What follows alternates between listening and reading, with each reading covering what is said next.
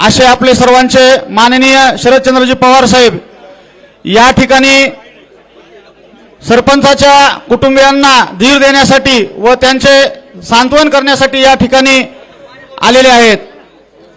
साहेबांना मी या ठिकाणी एवढीच गोष्ट या घटनेसंदर्भात सांगू शकतो, ज्या माणसानं मसाजोग सारख्या नॅशनल हायवेवर असलेल्या मसाजोग या गावचं 15 वर्ष सरपंच पद म्हणून या ठिकाणी सरपंच पद भूषविलेलं आहे व ज्यांनी या गावाला आदर्श गाव बनण्यासाठी पुढाकार घेतला, त्या गावच्या सरपंचाची जर दुपारी 3 वाजता टोल नाक्यावरून जर अपहरण होत असेल आणि अपहरण करून जेणेकरून एखादा 10-20 वर्षाची खानदानी दुश्मनी आहे किंवा सरपंचानं त्याच्या कुटुंबाचं फार काही मोठं नुकसान केलंय, अशा प्रकारे जी हत्या केलेली आहे। साहेब, आमच्या गावामध्ये आज 10 दिवस झालं माणसं या ठिकाणी कोणी हलत नाही।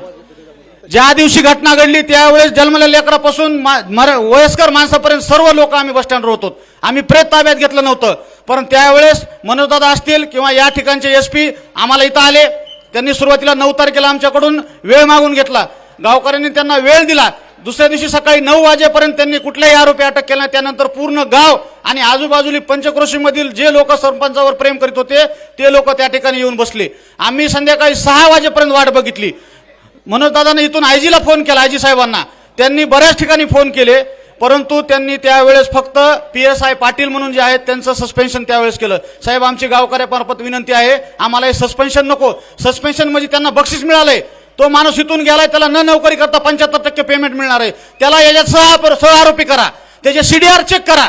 त्या 6 तारखेला जे भांडण झालं संतोषचं आणि वरी इथं, तिथपासून संतोषचं ज्या वेळेस त्याचं म्हणजे तो मृत्यू पावला म्हणून पोलिसांना फोन आला, तिथपर्यंतचे त्या गुन्ह्यामधले जे तिथले PI असतील, PSI असतील किंवा जे संबंधित माणसं यांचे CDR साहेब चेक करायला हवा आणि त्या CDR मध्ये जे जे कोणी गुन्हेगार आहेत त्या सर्वांना तात्काळ अटक करून त्यांना फाशी होईपर्यंत तुम्ही याचा पाठपुरावा करताल। आणि आमच्या गावाला तुम्ही जसे तुम्ही महाराष्ट्राचे आधारवाड आहेत तसे तुम्ही या महाराष्ट्राचा बाप माणूस आहेत, तसं आमच्या गावाचा बाप माणूस म्हणून आम्ही आज तुमच्याकडे बघतोय। आणि आमची सगळ्या गावकऱ्यांबरोबर माझी विनंती आहे की आपण संतोष देशमुख याची जी क्रूर हत्या झाली त्याला आपण 100% या ठिकाणी न्याय देताल।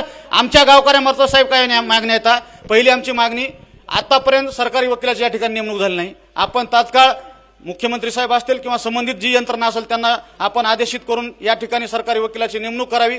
त्यानंतर आमची दुसरी मागणी, हा जो खटला आहे कोपर्डी सारखा हा फास्ट ट्रॅक न्यायालय चालवून लवकरात लवकर, कारण साहेब अशी कंडिशन आहे त्याच्यासोबतली जी माणसं येतं आज आम्ही एवढे भयभीत आहेत, आज कुणाचा नंबर लागू शकतो, कारण त्यांचे तसे स्टेटमेंट आहे। त्याच्यामुळे हा खटला जितक्या लवकर निकाली निघल त्याच्यातला साहेब मुख्य स्पॉटवरला तिथला ही आहे आय विटनेस शिवराज देशमुख, हा तिथला फिर्यादी आहे, त्याच्या जीवाला या ठिकाणी धोका आहे।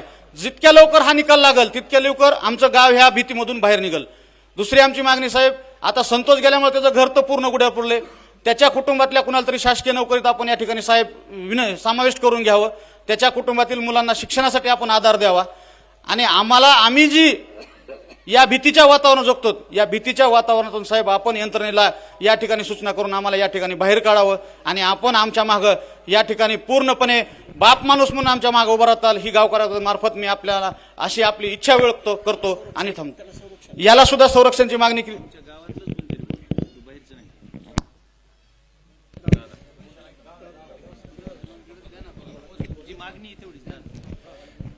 साहेब, या घटनेची 6 तारखेपासूनची सुरुवात झालेली आणि 9 तारखेला ह्यांना त्या घटनेचा शेवट करून आमचा जो सरपंच आहे मसाजोगचा, त्या सरपंचाची क्रूर प्रकारे अपहरण करून त्यांना हत्या केलेली, ह्या हत्येचा जर समजा निस्वार्थ वृत्तीनं जर समजा तपास करायचा असेल तर जे समजा आता मंत्रिमंडळ घेतले आपले मुंडे साहेब आहेत ह्यांचा राजीनामा घेतला पाहिजे, त्याशिवाय हा इथलची कसल्या प्रकारची चौकशी निष्पक्षपातीपणाने होणार नाही, एवढीच आमची तुमच्या पुढे विनंती आहे।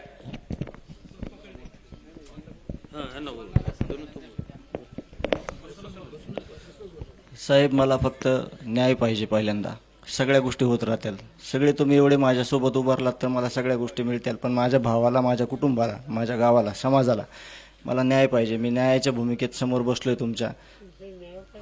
माझं धनंजय देशमुख नाव आहे, मी भाऊ आहे लहान त्याचा। मला फक्त सध्या सगळेजण तुम्ही धीर देत आहेत, फक्त मला न्याय आणि त्या जे आरोपी आहेत सगळे त्यांना आरोपीला शिक्षा झाली पाहिजे, एवढंच मागणं माझं आहे आता।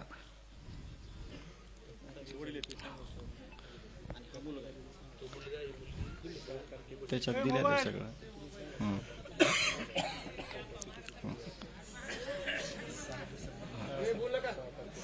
साहेब 6 तारखेला इथं आवादा कंपनीचा स्टोअर यार्ड आहे. तिथं एका दलित समाजाचा वॉचमॅन आहे तिथं.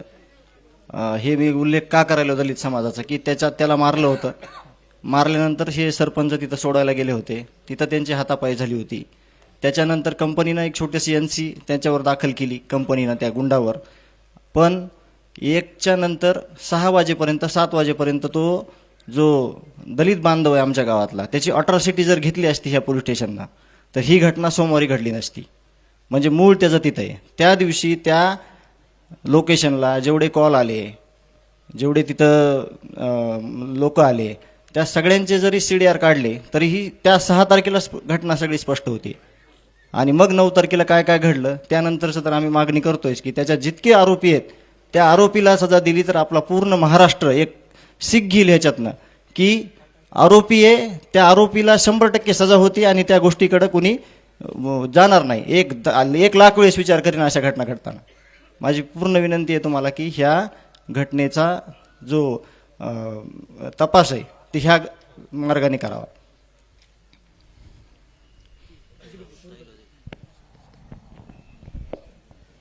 साहेब मी एवढीच मागणी करते की आम्हाला न्याय मिळवून द्या. आणि ह्या गुन्हे आपण जे आज 7 म्हणतो हे 7 जरी आपण पकडले तरी हा मेन सूत्रधार आहे तो आज हे 7 पकडले तरी ते नंतर 7 बनवू शकतो. म्हणून ते मेन सूत्रधाराला तुम्ही लवकरात लवकर अटक करा जेवढं होईल तेवढं. आणि माझ्या वडिलांना व आमच्या कुटुंबाला न्याय मिळवून द्या.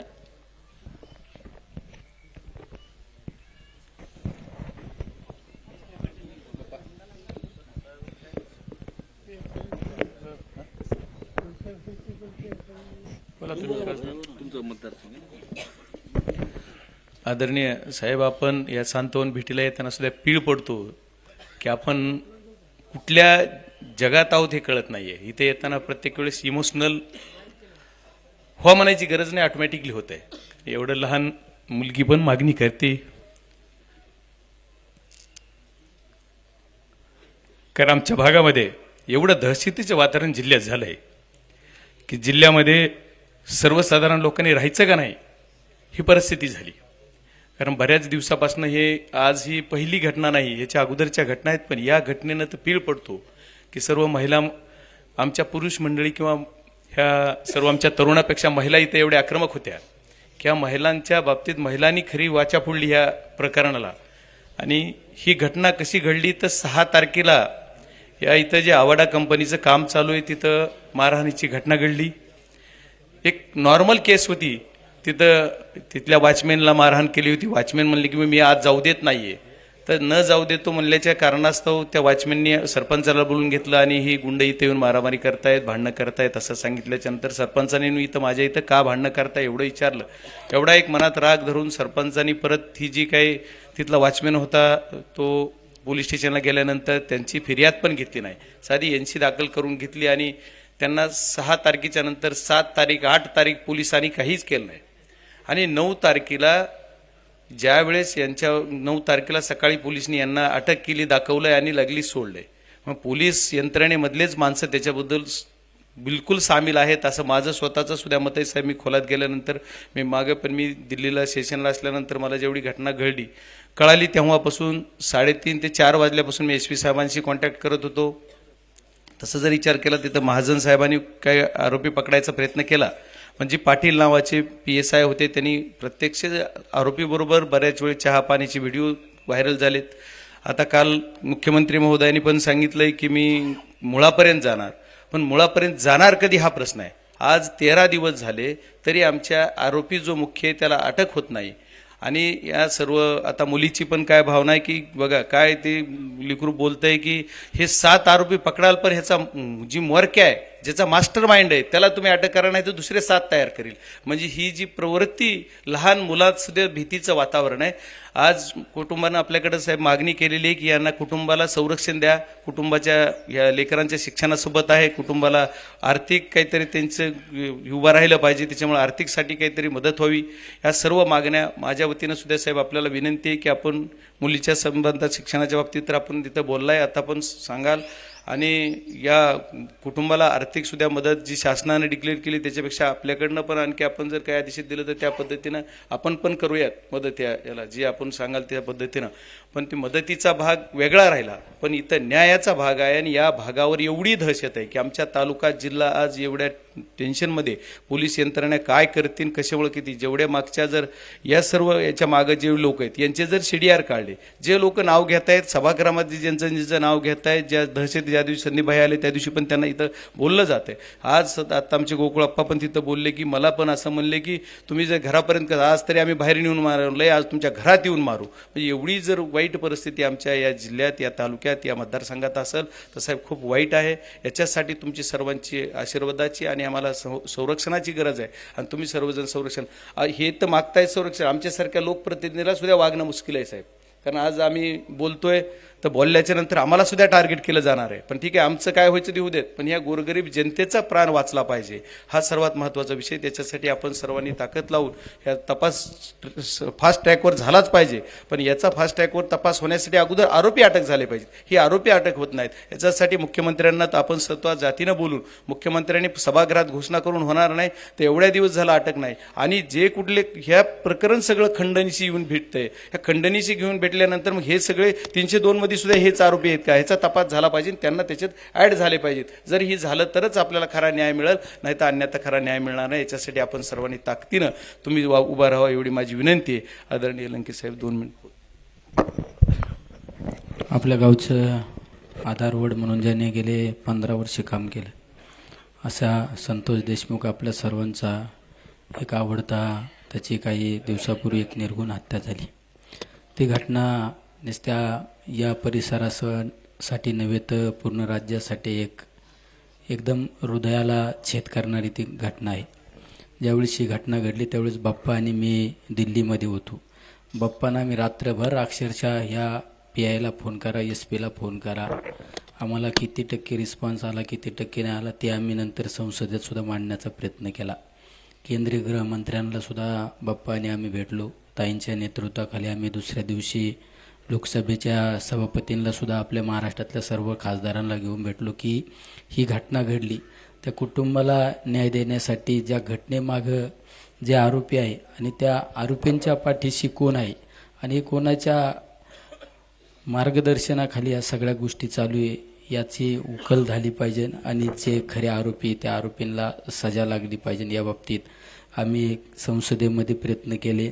खाली संदीप भैया असू, आमचे जितेंद्र आव्हाड असू, या सर्व मंडळींनी विधानसभेच्या अधिवेशनामध्ये सुद्धा त्या ठिकाणी प्रयत्न केलेले आहे. आम्ही या परिवाराला एक सांगू इच्छितो की पवार साहेब आणि आम्ही सर्वजण या परिवाराच्या पाठीशी, या घटनेचा पूर्णपणे तपास लागत नाही तोपर्यंत आम्ही या परिवाराची आणि या खुनाची चौकशी करण्यासाठी आम्ही प्रयत्नशील असू. आणि या परिवाराला एकच सांगू इच्छितो, आत्तासुद्धा साहेबांनी या परिवाराशी बोलत असताना त्या मुलीच्या शिक्षणाच्या बाबत असो किंवा इतर सगळ्या गोष्टी समजून घेतलेल्या आहे.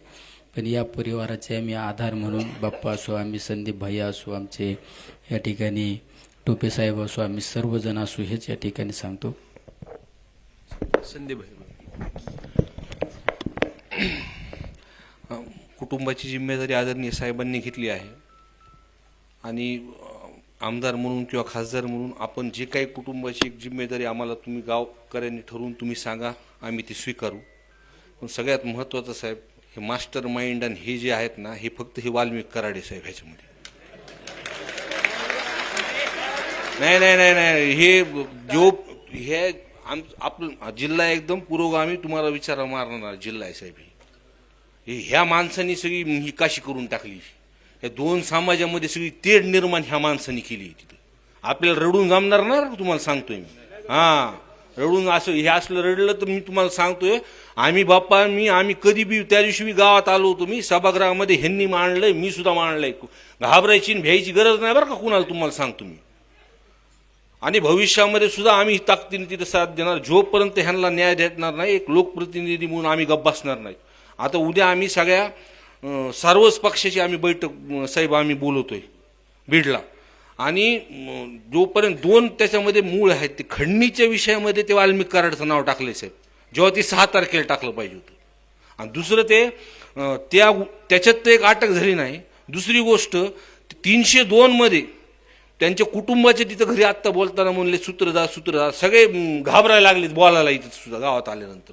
त्या दिवशी गावात मी चर्चा केली आहे साहेब. मेन सूत्रधार हे दोन समाजाचा तिळक हे वादच मिटून जातोय. भांडणं लावायचं कामच हे माणूस करतो. सगळा जिल्हा नाही महाराष्ट्राचं लक्ष लागलं साहेब. एवढीच विनंती आहे आणि आपण बोलायचं.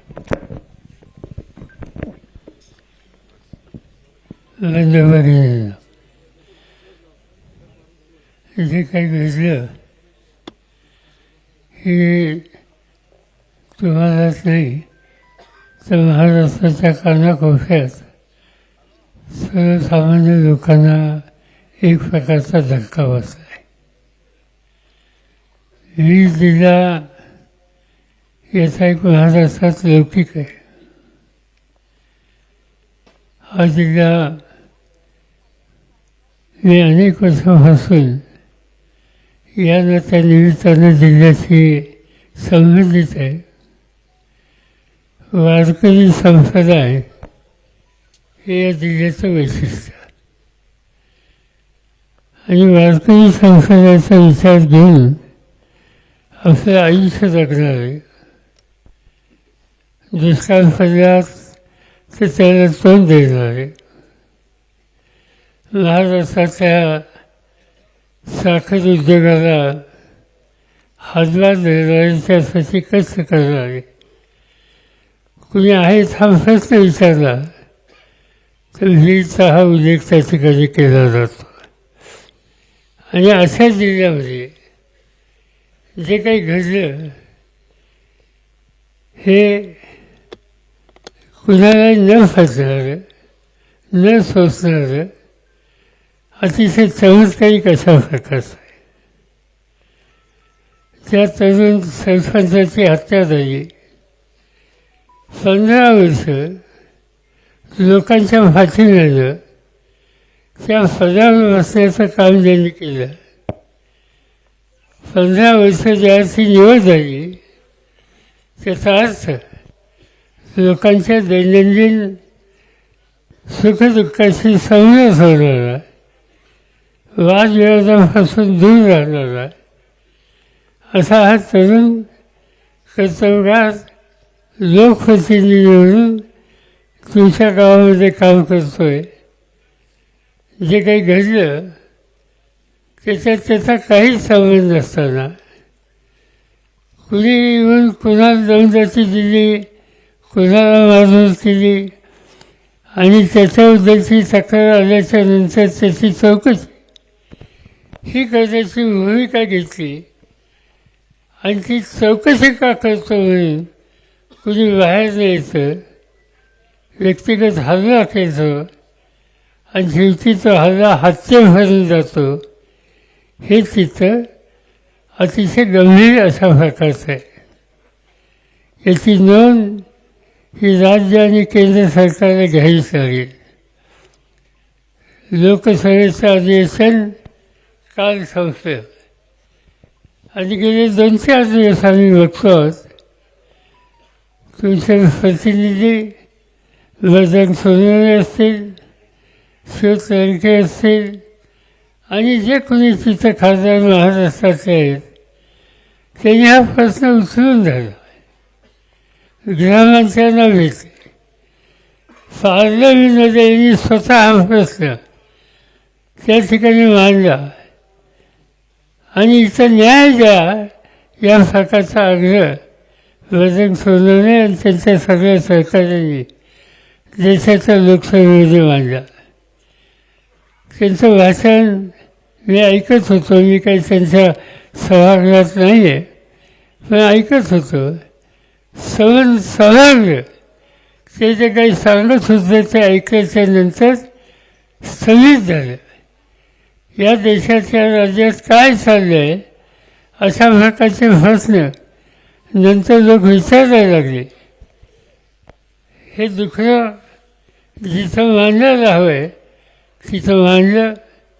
त्यांनी एकच गोष्ट सतत सांगितली की सूत्रधार याच्या खोलात गेलं पाहिजे आणि यांचे सगळे सुसंवाद कोणाकोणाशी झाले, मग तो टेलिफोनवर असेल आणखीन कशावर असेल, ते सगळे त्याची जी काही माहिती आहे ती काढली पाहिजे, त्याच्या खोलात गेलं पाहिजे आणि त्यामधून वस्तुस्थिती ही सगळ्यांच्या समोर ही येईल. हा आग्रह वर्धन सोनवणे, लडके, बाकीच्या सगळ्या सहकार्यांनी देशाच्या पार्लमेंटमध्ये केला आणि नेमकं हेच काम महाराष्ट्राच्या विधानसभेमध्ये वीरचे आमदार क्षीरसागर त्यांनी मांडला. तुमचे जितेंद्र आव्हाड त्यांनी सुद्धा हा प्रश्न त्या ठिकाणी मांडला. त्यांनी हा कधी विचार केला नाही ते कोणत्या समाजाचे आहेत, कोणत्या जातीचे आहेत, हा विचार केला नाही. अन्याय होतो आहे, अन्याय झाला आहे आणि त्या अन्याय झालेल्यावर जे कोणी जबाबदार असतील त्याचं दुखणं त्यांनी त्या ठिकाणी मांडण्याचा प्रयत्न केला. मी स्वतः तुझीवर माहिती घेतली व त्याच्यामध्ये सोळंके काही बोलले, आणखीही काही लोक बोलले. एक या जिल्ह्याच्या लोकप्रतिनिधी, शेजारच्या जिल्ह्याच्या लोकप्रतिनिधी हा प्रश्न महाराष्ट्राच्या विधानसभेमध्ये सुद्धा मांडला आणि मुख्यमंत्र्यांनी काही आश्वासनं दिली. त्यांनी काही रक्कम दिली, ठीक आहे, कुटुंबाला मदत त्याची होईल, पण तुम्ही किती रक्कम दिली तर गेलेला माणूस येत नाही. त्या कुटुंबाचं हे दुःख आहे ते काही जाऊ शकत नाही. पण ठीक आहे, आम्ही काही त्याच्या खोलात जाऊ इच्छित नाही, त्याच्यात टिफणी करू इच्छित नाही. पण एक गोष्ट करावीच लागेल की जोपर्यंत याच्या खोलात जाऊन जे कुणी जबाबदार आहेत आणि जे कुणी सूत्रधार म्हणून याच्या मागे आहेत त्यांना योग्य प्रकारचा धडा शिकवायचा आहे आणि तेही तातडीने. मला आनंद आहे की एका गोष्टीचं समाधान आहे की ते वकील मंडळीने लेखी निवेदन दिलं. वकील वगैरे जे काही करायचं असेल तर ती जबाबदारी ते स्वतःही घ्यायला तयार आहे. तुम्हाला त्यांची साथ या ठिकाणी होती आणि केंद्र सरकार, राज्य सरकार, लोकप्रतिनिधी, वकील मंडळी आणि या जिल्ह्यातील आजूबाजूचे अनेक लोक तुमच्या हितचिंतक म्हणून या प्रश्नाकडं गावकऱ्यांच्या आणि या कुटुंबियांच्या मागे आहे. मी एवढंच तुम्हाला सांगेन की एक प्रकारचं दहशतीचं वातावरण आहे, कृपा करा आणि त्या दहशतीच्यातून बाहेर पडा. याला आपण सगळे मिळून तोंड देऊ.